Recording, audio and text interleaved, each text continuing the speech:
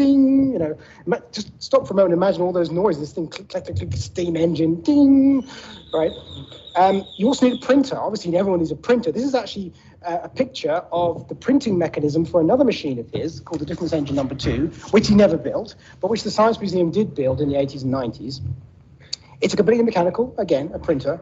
It prints just numbers because he was obsessed with numbers, but it does print onto paper and it even does word wrapping. So if you get to the end of the line, it goes around like that. You also need graphics, right? I mean, if you're going to do anything with graphics. So he said, well, I need a plotter. I've got a big piece of paper and an ink pen and I'll make it plot. So he designed a plotter as well. And, at that point, I think he got pretty good machine. Along comes this woman, Ada Lovelace. Now, imagine these soirees, all these great and good comes along.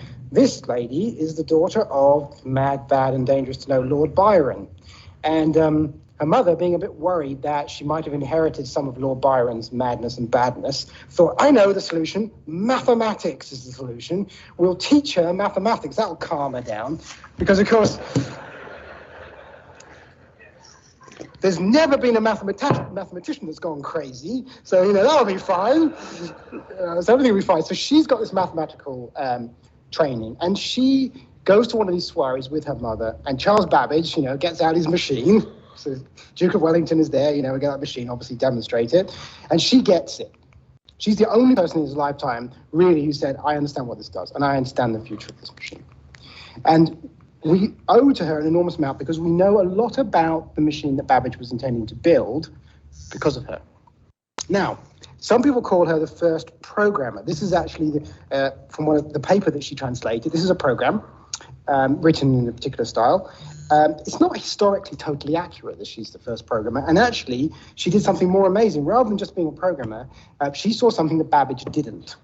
Babbage was totally obsessed with mathematics. He was building a machine to do mathematics. And Lovelace said, you could do more than mathematics on this machine. And just as you do, everyone in this room has probably got a computer on them right now because they've got a phone. If you go into that phone, every single thing in that phone or computer or any other computing device is mathematics. It's all numbers at the bottom. Whether it's video or text or music or voice, it's all numbers. It's all underlying it. Mathematical functions happening. And Lovelace said, just because you're doing mathematical functions and symbols doesn't mean these things can't represent other things in the real world, such as music. This was the huge leap, because Babbage is there saying, we can compute these amazing functions and print out tables of numbers and draw graphs. And Lovelace is there and she says, look, this thing could even compose music if you told it a representation of music numerically. So this is what I call Lovelace's leap. When you say she's a programmer, she did do some, but the real thing is to have said the future is going to be much, much more than this. Now, 100 years later, this guy comes along, Alan Turing, and in 1936, and invents the computer all over again. Now, of course, Babbage's machine was entirely mechanical. Turing's machine was entirely theoretical. Both of these guys were coming from a mathematical perspective, but Turing told us something very important. He just laid down the mathematical foundations for computer science and said, it doesn't matter how you make a computer. It doesn't matter if your computer is mechanical, like Babbage's was, or electronic, like computers are today, or perhaps in the future, cells, or again, mechanical again, once we get into nanotechnology. We could go back to Babbage's machine and just make it tiny. All those things are computers. There is a computing essence. This is called the Church-Turing thesis. And so suddenly you get this link where you say, this thing Babbage had built really was a computer. In fact, it was capable of doing everything we do today with computers, only really slowly. To give you an idea of how slowly, it had about 1K of memory. It used punch cards, which were being fed in, and it ran about 10,000 times slower than the first ZX81. It did have a RAM pack. You could add on a lot of extra memory if you wanted to. So, where does that bring us today? So there are plans. Over in Swindon, the Science Museum Archive, there are hundreds of plans and thousands of pages of notes written by Charles Babbage about this analytical engine. One of those is a set of plans that we call Plan 28, and that is also the name of a charity that I started with Doron Swade, who was the curator of computing at the Science Museum and also the person who drove the project to build the Difference Engine. And our plan is to build it. Here in South Kensington, we will build the analytical engine. The project has a number of parts to it. One was the scanning of Babbage's archive. That's been done. The second is now the study of all of those plans to determine what to build. The third part is a computer simulation of that machine. And the last part is to physically build it at the Science Museum. When it's built, you'll finally be able to understand how a computer works, because rather than having a tiny chip in front of you, you've got to look at this humongous thing and say, I see the memory operating, I see the CPU operating, I hear it operating, I probably smell it operating. But in between that, we're going to do a simulation. Babbage himself wrote that he said, as soon as the analytical engine exists, it will surely guide the future course of science. Of course, he never built it because he was always fiddling with new plans. But when it did get built, of course, in the 1940s, everything changed. Now, I'll just give you a little taste of what it looks like in motion with a video which shows just one part of the CPU mechanism working. So this is just 3 sets of cogs, and it's going to add. This is the adding mechanism in action. So you imagine this gigantic machine. So give me 5 years, before the 2030s happen, we'll have it. Thank you very much.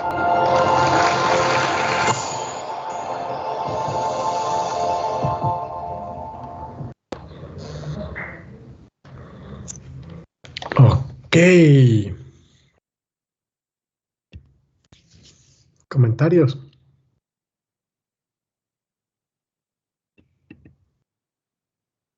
Pues entonces lo que quieren hacer es reconstruir la máquina esa a partir de los planos que tenía.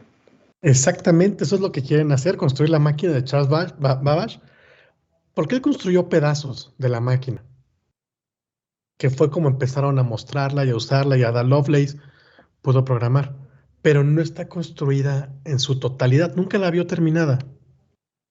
Entonces el plan es ese, construirla y ver qué es lo que hacía.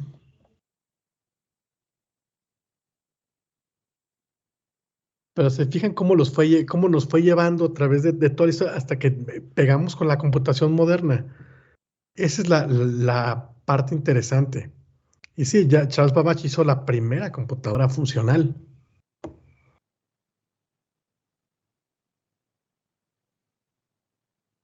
Vamos al museo, profe. Pues nada más hay que ir a Londres. Está aquí a la vuelta de la esquina. Excursión. Si nos dieran recursos, chales. Visitaríamos tantas cosas. Pero bueno. Ahora ustedes que sean profesionistas y ganen ya dinero, ya pueden ir. ¿Qué pasó, Gerardo? Nos cooperamos y vamos. Estaría bien. Sería un buen viaje ese.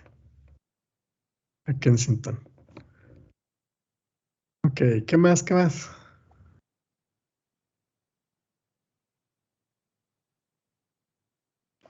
Entonces eso que dijo de que Turing, lo que él tenía pensado era solo teórico, ¿es porque jamás tuvo planes de construir algo?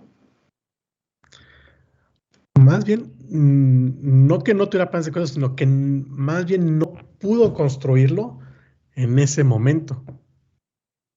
Porque cuando Turing idea eso, la tecnología que está disponible no le permite construirlo. Es más una limitación de tecnología que conceptual. O sea, tan avanzado estaba en su tiempo.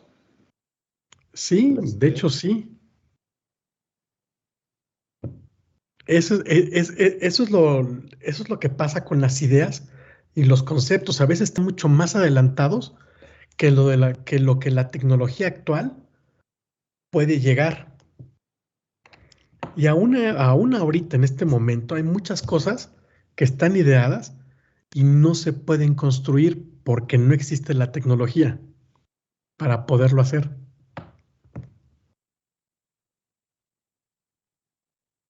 Pero gracias a eso es que vamos y se va construyendo y vamos avanzando en más tecnología, en todo ese concepto. Por ejemplo, ¿qué mejor ejemplo que el de Leibniz? Él desarrolló todo el sistema binario, creó las matemáticas binarias para poder hacer esas operaciones con máquinas de cálculo. Pero en su época no se podían construir esas máquinas que hicieran uso de ese tipo de operaciones. Otra lo que nos dice John Graham, por ejemplo, cuando estaba hablando de los engranes de la máquina de Babbage, dice, él usó otro sistema, el sistema decimal. ¿Por qué? Porque si fuera binario, pues las torres medirían 10, 20 metros. Sería imposible de construir.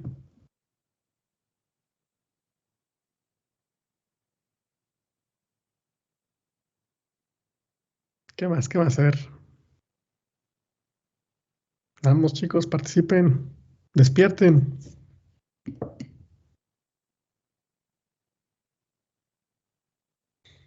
Pues algo que también me pareció importante fue, bueno, interesante es lo que mencionaba, ¿no? Que pues en ese momento era algo bastante mecánico, o sea, referente a cómo ha evolucionado pues, la arquitectura hasta la fecha de ¿cómo se llama? De la construcción de un CPU. Y también, o sea, el cómo puede cambiar en el futuro, ¿no? O sea, si encontramos una manera de utilizar, por ejemplo, él mencionaba células, ¿no? Como, pues, algo, un concepto X, ¿no? O sea, Ujú. simplemente por mencionar. Pero, o sea, pensándolo ya desde otro punto de vista, pues sí, o sea, quién sabe, ¿no? Puede darse la posibilidad, o inclusive también lo que dice, ¿no? Si llegamos a manejar la nanotecnología, este pues también, ¿no? Regresar al sistema mecánico y quién sabe, ¿no? O sea, el chiste siempre va a ser innovar, ¿no? Conforme pues se vaya pudiendo dar, o sea, conforme se vaya avanzando. Por ejemplo, con los procesadores de hoy en día, cada vez las arquitecturas son más pequeñas y pues yo creo que no falta mucho para llegar a ese punto, ¿no? De transición.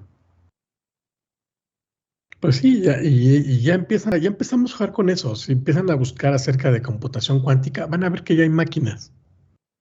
Sí, las 4 quantums que hay, ¿no? Ujú, ya empieza a ver. Antes era pura teoría, pero ya empieza a funcionar. No hacen gran cosa, pero están ahí, están creadas. La tecnología para hacer la realidad existe. Ya está ahí. ¿Es carísima? Sí. Pero pues falta más tiempo para que eso empiece a funcionar. Pero están ahí. O sea, eso es lo que pasa con la tecnología en las computadoras. O sea, se crea la máquina con lo que está y se empieza a probar. ¿Qué es lo que hizo Charles Babbage, lo que hace Leibniz? Con lo que está lo crean y si no está, pues existe el concepto como tal.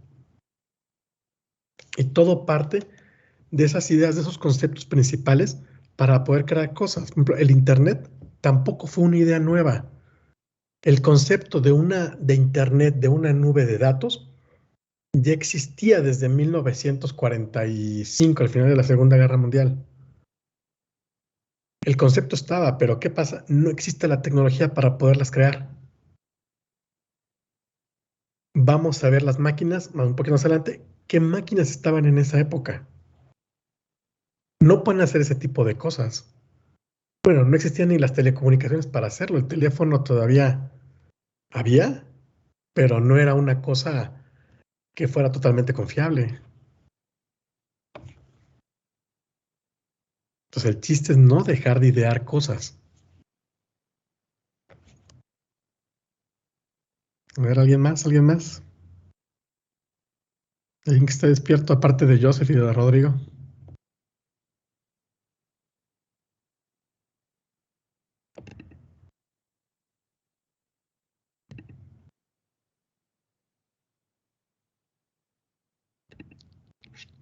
Bueno, vamos a ver si despiertan. Vamos a darnos 5 minutitos para que vayan por agua, Yo, café. profe, no tengo un comentario, pero tengo una pregunta. A ver, dime. Dime, Bueno, dime, ya ve que dime. los procesadores actualmente se miden en nanómetros y pues, A ver, sí. ya son muy pequeños y pues me gustaría, bueno, saber como después de que lleguen a un nanómetro, pues ya después como a qué medidas empezarían bueno, más bien qué medidas empezarían a utilizar para medir los nanómetros, algo así. Es buena pregunta. No sé cuál siga después de un nanómetro. Es buena pregunta. No sé cuál es, qué es más chico. Picómetro, creo que es. Picómetro. Un picómetro, exacto. El pico. Podríamos medirlos en picómetros, que es la unidad más pequeña que hay hasta el momento.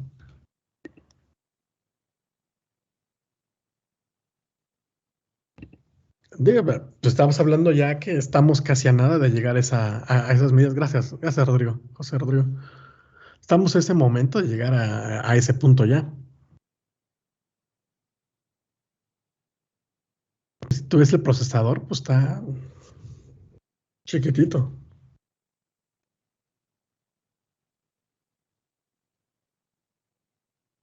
Pero hay que es un punto.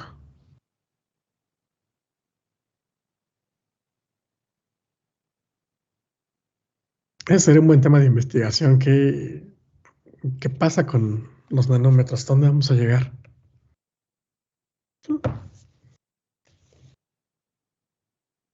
Bueno, entonces, ¿alguien más? También se valen preguntas, reflexiones, dudas existenciales, de computadoras, claro. Profe, yo tengo una duda. Dime, Damián.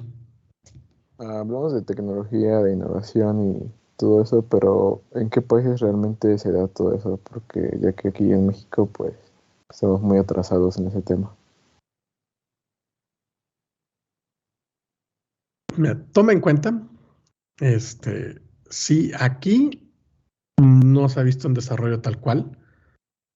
Generalmente el diseño de procesadores se está haciendo en Estados Unidos, Japón y Corea. Es donde se hace el diseño. Y la manufactura, como siempre, pues en China. Pero nada evita que tú lo hagas aquí en México. Lo puedes hacer. Lo mismo que estamos viendo de arquitecturas es lo mismo que están viendo en China, en Japón, en Estados Unidos. Estamos viendo la misma información. Lo que radica la diferencia es en todo el ecosistema tecnológico para poderlo desarrollar. Porque tú lo puedes crear aquí, pero a este momento, ahorita no existe una estructura que te permita crearlo y llevarlo a cabo. Por eso se desarrollan en otro lado, en otros países. Pero nada evita que tú, Damián, puedas crear una arquitectura diferente o puedas crear tu propio procesador.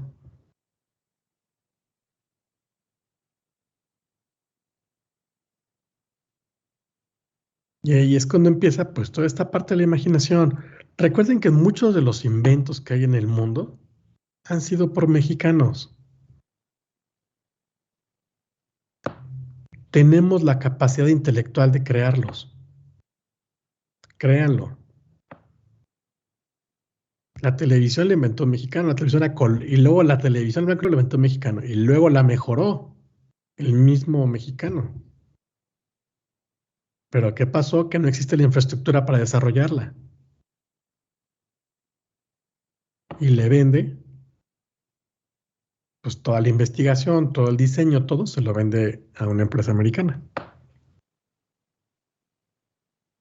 Y que lo creo se llama Guillermo González Camarena. Lo pueden checar por ahí. Pero es un mexicano. También,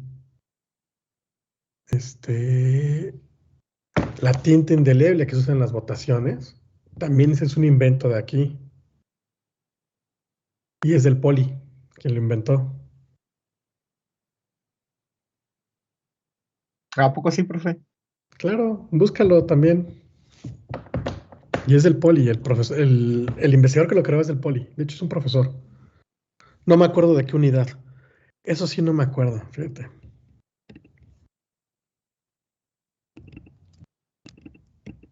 Entonces hay muchísimas cosas. Tinta indeleble de votación.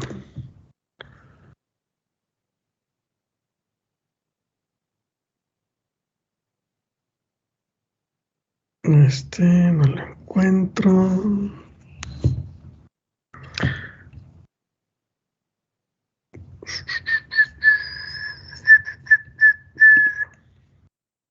Aquí está.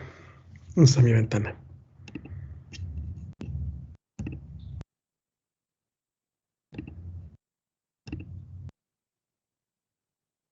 Ay, bueno, ¿dónde está mi...? Acá está. Aquí está.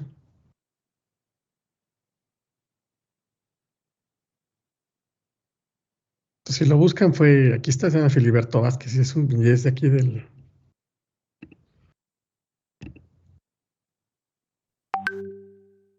Aquí está, mira, de la Escuela Nacional de Ciencias Biológicas.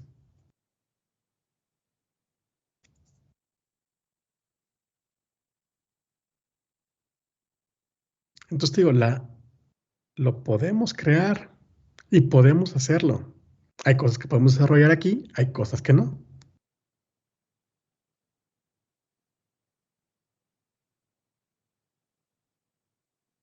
Entonces, a la pregunta de Damián, pues sí tiene sentido. O sea, sí puedes crearlo, pueden hacerlo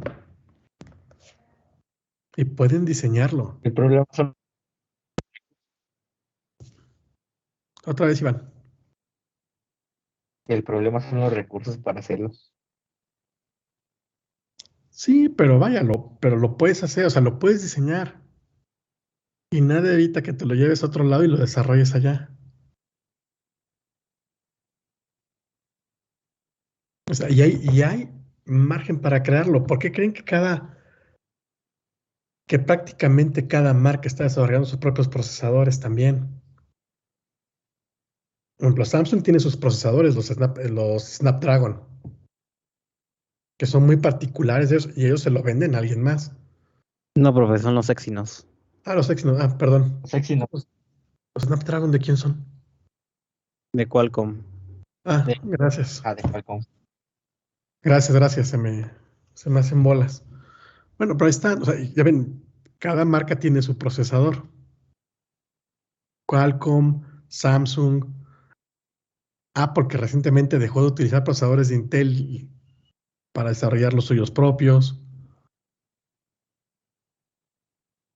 Entonces, margen hay para crearlos. Y siempre estamos buscando esa parte. Y les digo, la misma información que estamos viendo nosotros es la misma información que se imparte en todos lados, en todo el mundo. ¿Ok? Bueno, vamos a darnos 5 minutitos. A ver, peticiones de canciones. O les pongo la que yo quiera. Profe, ¿cómo se llama su gatito? Se llama Michi. ¿Y nada más tiene ese? No, tengo dos, pero el otro es muy miedoso y no se acerca. De hecho, es de uno de mis niños y no deja que yo lo agarre. Nada más lo agarra él. Lo tengo que agarrar desprevenido para cargarlo. Pero Pero es el un... negro ese sí se deja. Sí, ese está chiquitito y anda aquí conmigo. Y le gusta meterse en las pláticas. Que es bien chismoso. Y bien consentido se ve. Sí, nada más poquito. Sobre todo cuando hace frío.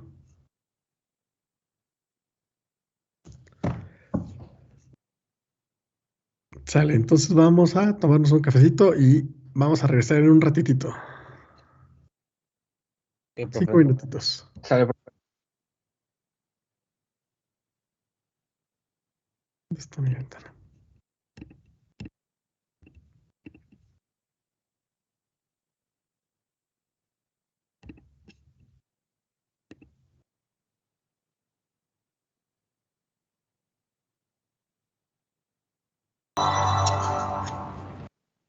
Listo, esta dura 5 minutos exactamente.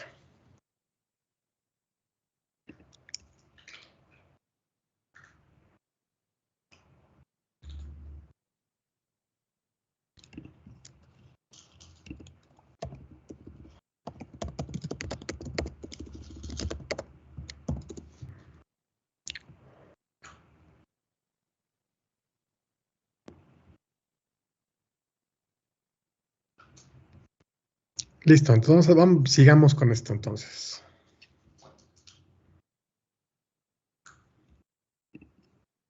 ¿Dónde estamos? Estamos aquí.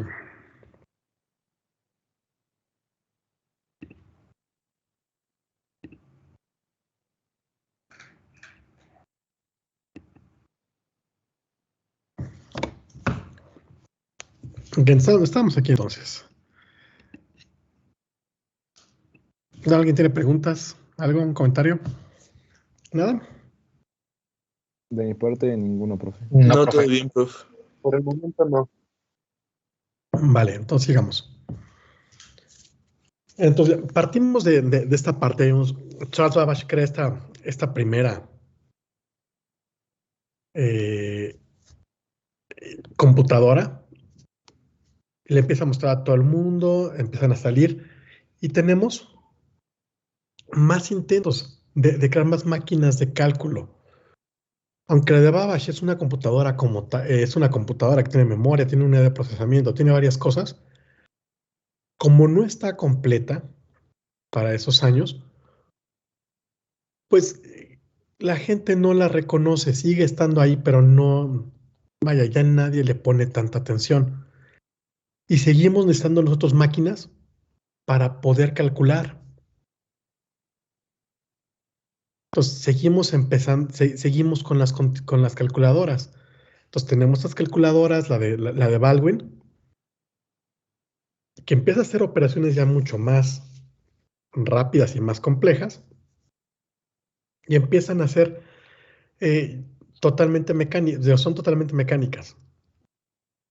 Tienen más datos, se crean las calculadoras manuales y se empiezan ya a producir tal cual en masa. Existe también esta máquina que se llama el comptómetro, que este era un teclado, ya, o sea, si se fijan, se asimula más a una caja registradora, donde empieza ya a jugar un poquito más con botones, empieza a jugar con botoncitos, con ruedas de cálculo para poder hacer operaciones de sumas y restas y poder mostrar ya los resultados. Ya no solamente había que seguirlas, sino que podía hacer ya mostrar el resultado de estas máquinas. Estas máquinas todavía existen tal cual. Ya hay en los museos existen y hay 90 piezas de estas. Entonces son máquinas que se pueden todavía ver y cambia el sentido de todo. Llegamos a esta máquina que también es un parteaguas también en la computación. Esta máquina, que es un tabulador electrónico, se fijan, está esta parte de aquí, que es la que realiza los cálculos, y esta parte de acá es donde se llevaban, donde se metían las tarjetas de memoria, las tarjetas de perforaciones para poder hacer los cálculos. Con esta máquina se hizo el primer censo en Estados Unidos. Con esa se llevó el conteo de ese censo. Y esta máquina fue desarrollada por IBM. Bueno, por el fundador de IBM. Entonces, la ventaja, ¿cuál era? Que esta máquina procesaba 7000 tarjetas por día. Entonces, eso permitía hacer un cálculo mucho más rápido. Al menos 10 veces más rápido que hacerlo de manera manual. Entonces, empezamos ya a tener estas máquinas que empiezan a funcionar de cierta forma, ya no son tan manuales. Empezamos a hacerlas mucho más eficientes. Y aún así, bueno, llegamos a este punto. A pesar de que estas máquinas existen y se podían utilizar, todavía no podían sustituir a las personas para hacer los cálculos. Entonces, durante mucho tiempo existían estos trabajos de cálculo, donde sencillamente las personas llegaban y empezaban a hacer sumas, restas, multiplicaciones y divisiones para poder hacer esas operaciones de cómputo más complejas. Entonces, todas estas personas pues hacían todas esas tablas, todas esas tablas de cálculos que ya servían como base para poder hacer otras operaciones. Se fijan, y todavía existían hasta 1984. Casi 60 años había gente haciendo estos cálculos.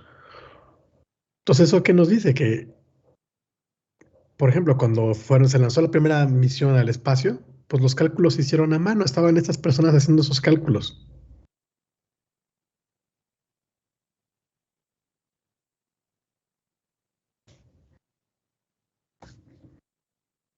Y aquí están las de una tarjeta perforada, por si nunca han visto una, ¿verdad? Entonces aquí tenemos estas tarjetas donde se perforaban los numeritos que se iban utilizando y pueden representar cualquier información. Y además se puede conservar. No tienen por qué deshacerse. Al ser eran de cartón, no de papel.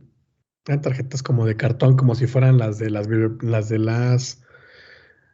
bibliografías, como de cartulina. Entonces, mientras se conservara bien, pues se podía seguir leyendo. Y todavía a la fecha se siguen leyendo. Hay máquinas que las pueden leer. Y esto nos va a llevar, ya llegamos a Turing, que estamos ya más de este lado. Estamos mucho más cerca.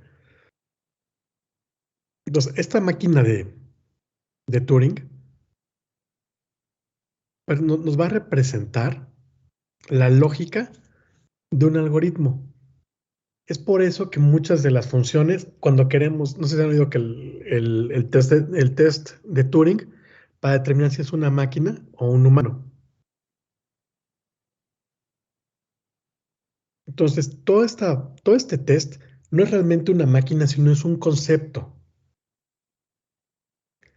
Se puede hacer una máquina, sí, pero es más de manera conceptual que otra cosa. Entonces, podemos simularlo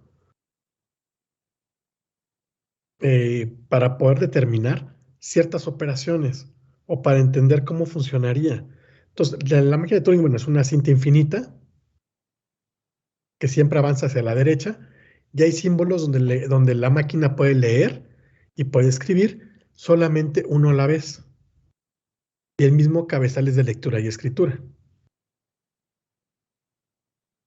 Y se puede mover sobre la cinta para poder ir haciendo las operaciones dependiendo qué es lo que van diciendo las instrucciones. Y esta máquina está determinada por un conjunto de instrucciones finito. Es decir, sus instrucciones son muy exactas. No hay más, solamente las que decimos con instrucciones pueden funcionar. Y hace operaciones elementales, como les pongo el ejemplo ahí, en el estado 42, el símbolo es 0, escriben 1, si el símbolo visto es 1, cambias aquí. Y aquí les pongo un simulador. Y por acá es otro demo, para que entendamos cómo funciona. Pero en este de Moffett, déjenme cambiar la ventana.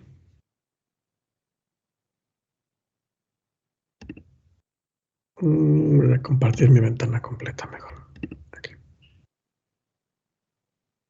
Aquí está. Entonces, este es un simulador de la máquina de Turing. Se fijan, aquí está la cinta infinita. Este lo pueden mover. Por aquí trae las instrucciones y todo. Y pueden hacer este programita. Por ejemplo, vean, vamos a correr este.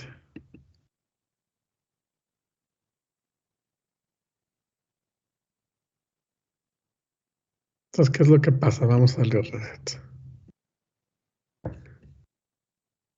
Entonces, ¿qué es lo que hace este programita? Va a checar si la palabra, bueno, si lo que se ingresó es un palíndromo. Recuerden que un palíndromo se puede leer al derecho y al revés. Y se lee igual si ven esta secuencia de números. 1, 0, 0, 1, 0, 0, 1. Si la leen al revés, de derecha a izquierda, 1, 0, 0, 1, 0, 0, 1. Es lo mismo. Entonces, ¿qué hace? Empieza a comparar y empieza a leer. Entonces, pasamos del 9 Vamos al paso 17. Checamos. Checamos el siguiente. El que sigue. Y estamos leyendo. Se terminan los números y va de regreso. Si el número, si es correcto, lo empieza a eliminar. Y regresamos. Y vuelve a hacer lo mismo.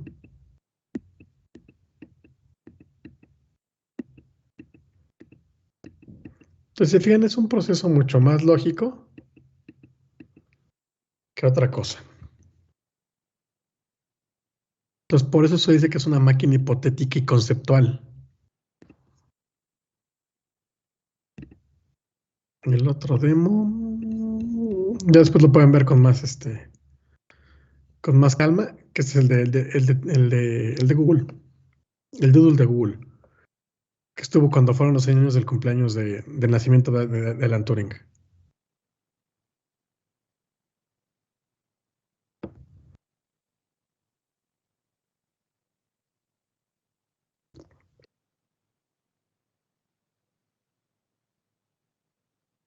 Pero si ven, la operación es la operación es similar en todos los aspectos. Que es una máquina de estados nada más. Entonces, pero me salté el demo este. Ah, no, pues es el mismo, es el video. No lo tengo repetido.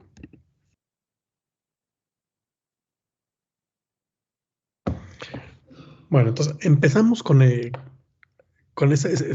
parte de Turing. Se crea ese concepto y pues la computación empieza a tener ya cierta información ya mucho más importante y más relevante. Empezamos a crear las primeras computadoras y las tarjetas perforadas empiezan a tomar ya una mayor similitud con lo que es el código binario. Y empezamos a hacer esos símiles donde ya la perforación o la no perforación pues empieza a jugar con los ceros y los unos. Entonces, esto todavía funcionaba hasta 1970, las tarjetas perforadas. Tenía que haber un dispositivo que las estuviera ingresando y las estuviera sacando.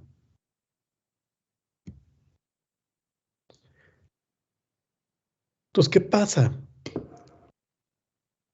Estamos ya en este época, en el 38 está comenzando la Segunda Guerra Mundial. ¿Y qué se requiere? Pues muchísimos cálculos.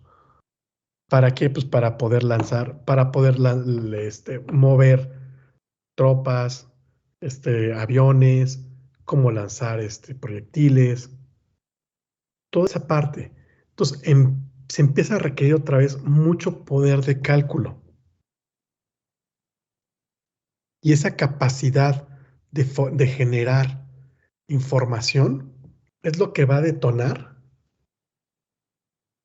la creación de la primera generación de computadoras.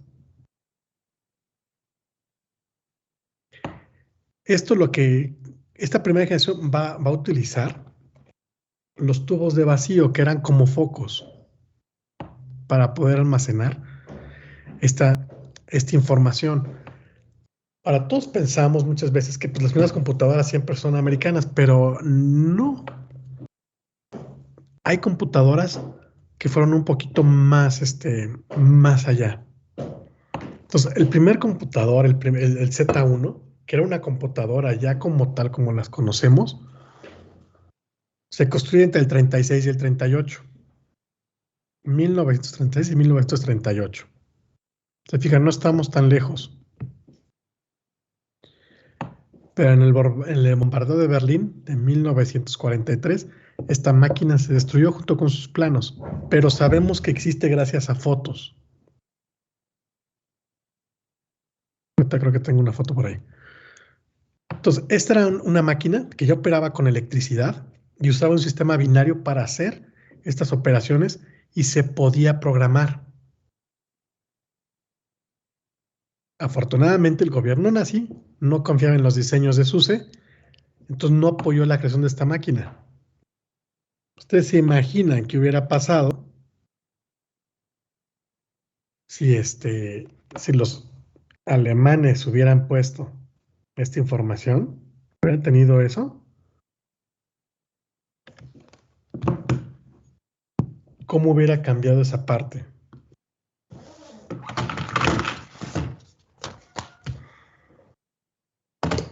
Y aquí está la máquina de Konrad Zuse, que hizo junto con su amigo Helmut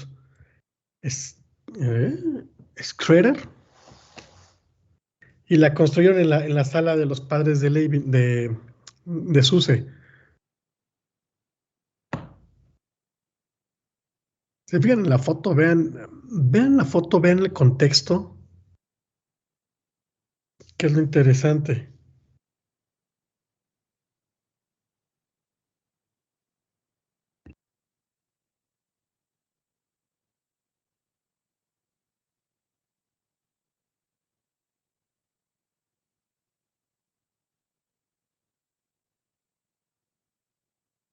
Se mutió, profe.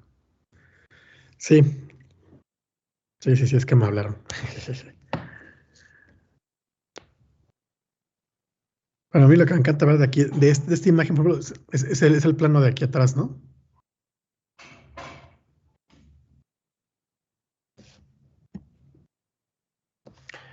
Bueno, entonces, esta computadora, para hacer en ese momento, bueno, usaba 22 bits y además usaba el punto flotante para hacer operaciones. Entonces, podía hacer multiplicaciones, haciéndolas en forma de suma, y una división que podrías hacer por restas. Y contaba con 9 instrucciones. Entonces, era una máquina que funcionaba y tenía bastante poder una sobre otra para poder calcular estas operaciones. Eso nos va a llevar después a esta máquina que seguramente ya la han oído,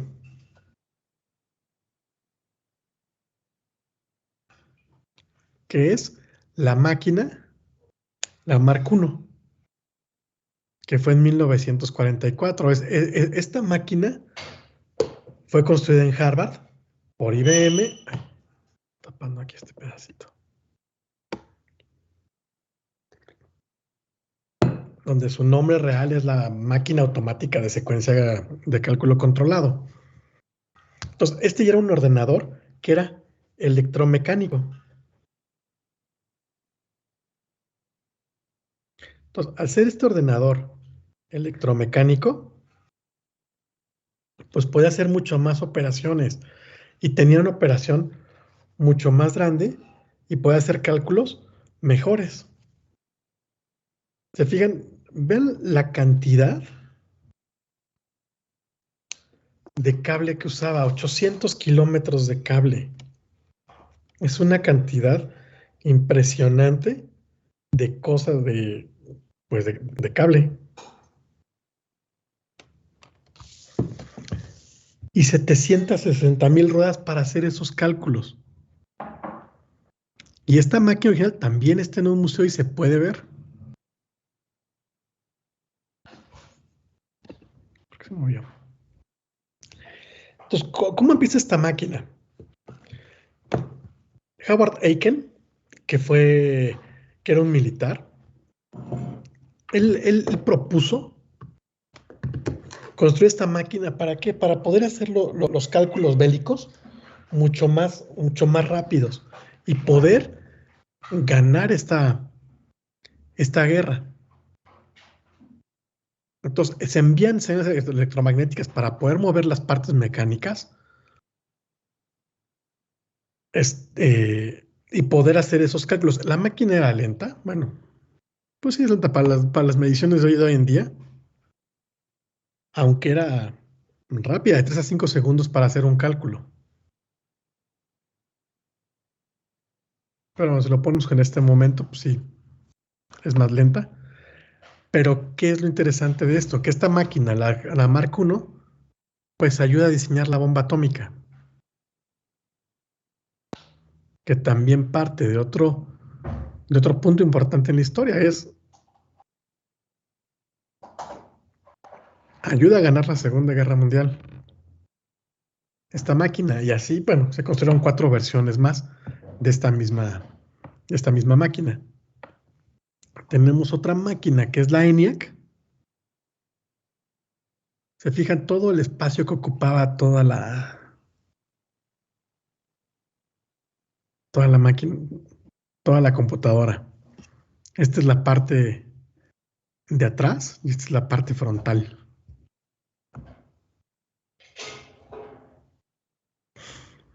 Entonces, ENIAC se construyó en el 45 y ese es el acrónimo de Electronic Numerical Integrator and Computer.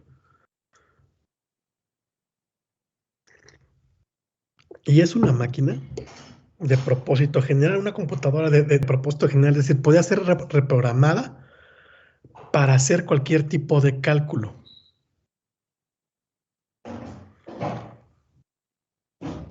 Esa es la importancia de la ENIAC. Mientras que la Mark I no se podía programar para hacer otras cosas, la ENIAC podía programarse para resolver más problemas numéricos.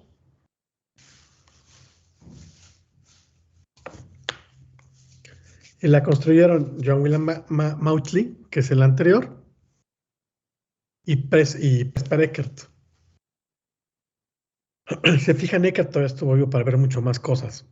Entonces, esta máquina pues, operaba en 167 metros cuadrados. Es el tamaño.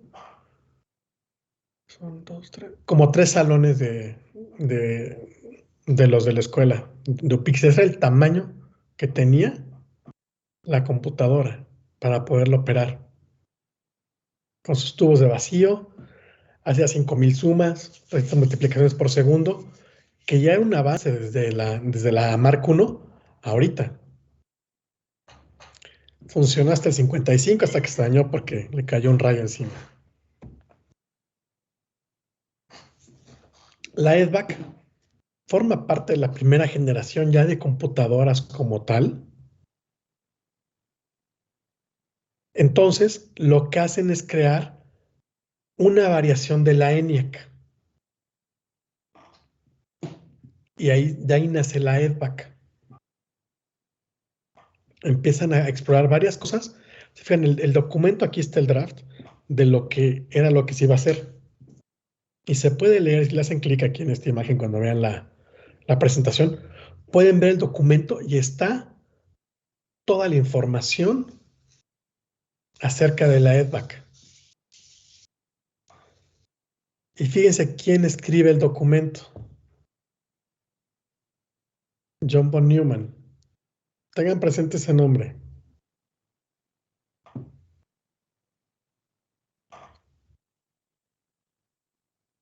Vamos a acabar. Entonces, sí. Entonces, esta EDVAC, que es un acrónimo para Electronic Discrete Variable Automatic Computer, que es una computadora automática electrónica de variables discretas, ya no era una máquina que o se hiciera operaciones decimales, sino sea operaciones binarias. Y tiene el primer programa que se diseña para ser almacenado. Es decir, ya se puede guardar, no necesita de estarlo introduciendo cada vez con tarjetas, sino ya se puede guardar y se puede quedar en la memoria de la EDVAC. Y la máquina estuvo en uso hasta 1962. Y la podemos ver todavía también en el museo, todavía está ahí. Y se puede ver. Ahora, si todos se preguntaban por qué les decimos bugs o bugs a los errores que tenemos en las computadoras, es por esto.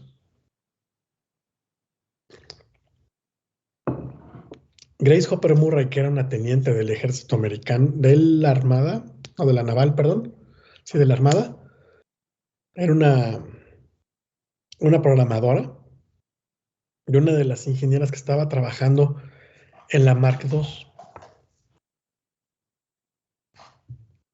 Un día la Mark II tuvo muchos problemas, empezó a dar cálculos erróneos, marcaba muchas fallas y todo. Entonces, ¿qué hacen? Bueno, ven la máquina, se meten por atrás, empiezan a buscarle, ¿y qué descubren? Que había una polilla que estaba atrapada en un relevador. Si nunca han visto un relevador, es una patita que funciona así, se abre y cierra. Entonces, cuando hace esto, pasa corriente y se corta la corriente. ¿Qué pasa si metemos una cosa en medio? Pues ya no transmite corriente. Entonces había una polilla atrapada ahí, en el relevador 70 del panel F, quitaron la polilla y la pegaron en la bitácora. Y le pone, primer caso real de un bicho o de un bug encontrado. De ahí viene la palabra bug para las fallas que tenemos en nuestros sistemas de software. Por eso decimos se bugueó, tiene un bug y viene de aquí.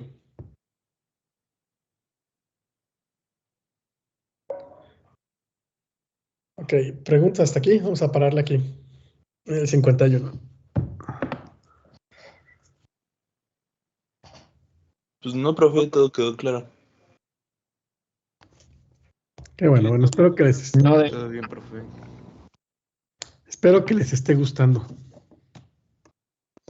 Está interesante. Está muy interesante, profe, la verdad. Sí, la verdad. Qué bueno que le está aprendiendo interesante, porque de eso se trata. O sea, no es nada más ver las computadoras porque están ahí y están, sino ver todo el proceso que tuvo que tener para poder llegar a ese punto. ¿No? Y cosas chuscas como estas, ¿no? Lo del bug. ¿De dónde viene esa palabra? Por una polilla. Sí, pues la polilla, ¿no? Que les estaba yo enseñando acá. O sea, realmente sí encontraron un bicho en una computadora. Y les tocarán, cuando hagan mantenimiento, les va a tocar encontrar muchas. Yo ya me he encontrado computadoras con cucarachas y todo. Es bastante asqueroso. De hecho, si lo buscan busquen en Google o en TikTok, creo que también hay algunos. Vean, busquen así, computadoras con cucarachas o limpieza de computadoras y van a ver. Les encantan las computadoras a las cucarachas. No sé por qué. Bueno, no sí sé por qué, pero qué asco. Sale, chicos, entonces nos vemos que nos toca el martes. Vale, profe, bonito día. Sí, profe. Gracias, profe. Sale, profesor. Buen día. Gracias. Gracias, profe. Hasta luego, buen día. Vale, nos Profe, vemos. que tenga buen día, profe. Buen día a Profesor, todos. gracias, permiso.